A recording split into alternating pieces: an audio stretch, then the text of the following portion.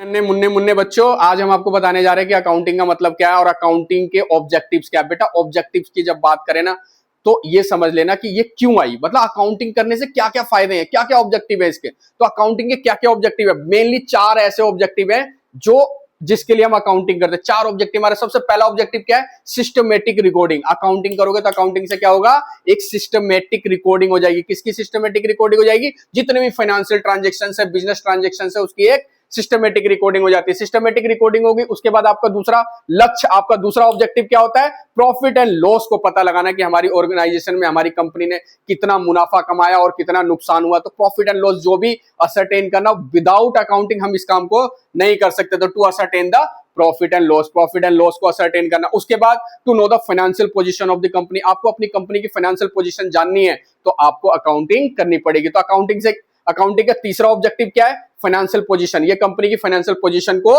बताती है। और सबसे लास्ट जो हमारा मेन ऑब्जेक्टिव है, provide the financial information to the users of accounts. अब जो जो यूजर्स हैं, मान लो यूजर्स आपकी गवर्नमेंट को भी चाहिए, गवर्नमेंट यूजर्स है, मैनेजमेंट यूजर्स हैं, क्रेडिटर्स हैं, इन्वेस्टर्स हैं, उनको जो इन्फॉर्मेशन देनी है, विदाउट अकाउंटिंग आप उनको इन्फॉर्मेशन प्रोवाइड नहीं कर सकते। तो सिंपल लैंग्वेज में तो आपको ये बताऊं कि असरटेन करना बिजनेस फाइनेंस, सबसे पहले क्या, सिस्टमेटिक रिकॉर्डिंग करना फाइनेंशियल ट्रांजेक्शन की, उसके बाद प्रॉफिट एंड लॉस को असरटेन करना, फाइनेंशियल पोजीशन का पता लगाना, और उसके बाद सारी की सारी इंफॉर्मेशन जो भी स्टेक होल्डर्स हैं, क्रिएटर्स हैं, उनको प्रोवाइड करना। और मैं आपको हिंदी भाषा में बताऊं तो अकाउंटिंग का ऑब्जेक्टिव क्या है, कितना कमाया कितना उड़ाया।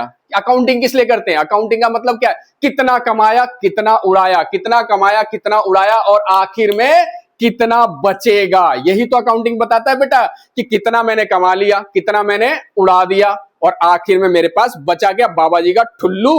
तो यही हमारी अकाउंटिंग के ऑब्जेक्टिव्स। तो बच्चों ध्यान रखना, ऑब्जेक्टिव कई बार एग्जाम में आता है, कई बार आपके एग्जाम में आएगा अकाउंटिंग की डेफिनेशन लिखने के लिए कि क्या क्या ऑब्जेक्टिव्स हैं। हमारे चैनल को सब्सक्राइब करना और लाइक करना बिल्कुल ना भूलिए। हम आपको इसी तरीके से और अच्छी अच्छी वीडियो आपको टाइम टू टाइम प्रोवाइड करते रहेंगे। धन्यवाद।